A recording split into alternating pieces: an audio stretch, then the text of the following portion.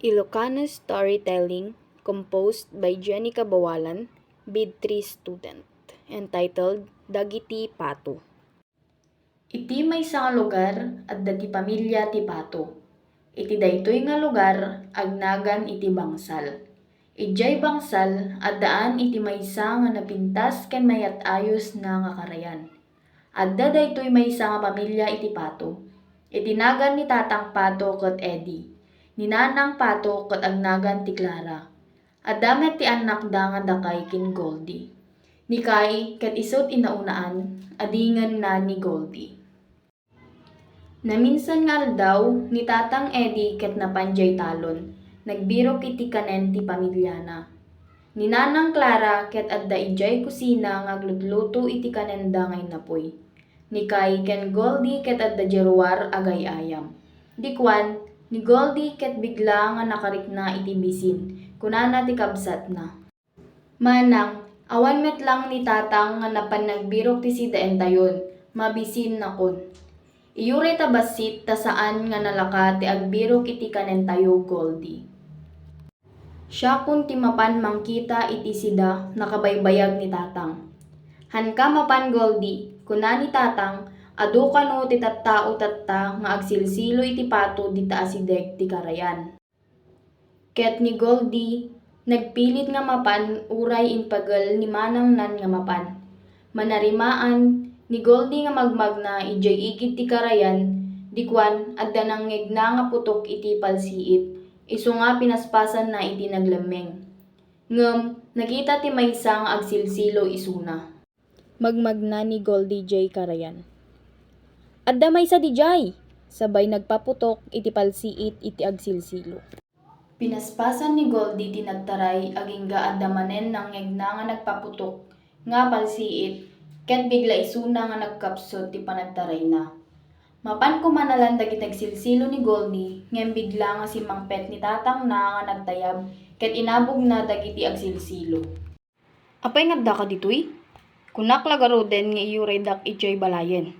Mabisin na kun Tatang isong mapannak lang kuma agbirok, uray basit lang nga kanek. Sulpeng ka, anya nga rod tatta? Anya ikastata dita sugat mo Goldie. Nagawid da karon nga dua, ket ti Manang Pato napan na sinabat ti kabsat kin Tatang na. Apay tang nan ano ni ading? Napalsiitan dagiti agsilsilo. Isu nga darsem mangalay ti pagappot ta ito'y sugat na ta agsardeng ti panagruar ti dara na. Wentang kunamat nga sigod iti Manang Pato. Apay gamin nga napan ka ijay igid iti karayan ket kuna ni Tatang yu nga adda ti agsilsilo dita. Kuna ni Nanang Pato nga manarimaan na nga agagasan iti sugat ni Goldie. Agidda ka ditan ta innak mangala iti kanem ta mangankan. Wen Nanang, kunamet ni Goldie. Nalpasdan nga nangan amin ket agin inanada nga sang kapamilyaan. No maminsan, dumngeg kayo iti ibagbagak, tahaan nga maulit daytoy. Narigat ti awan kanen na, ngem narigrigat ti maawanan iti pamilya, kuna ni Tatang Pato. Haan kayo nga agsulsulpeng ubing, kunamet ni Nanang.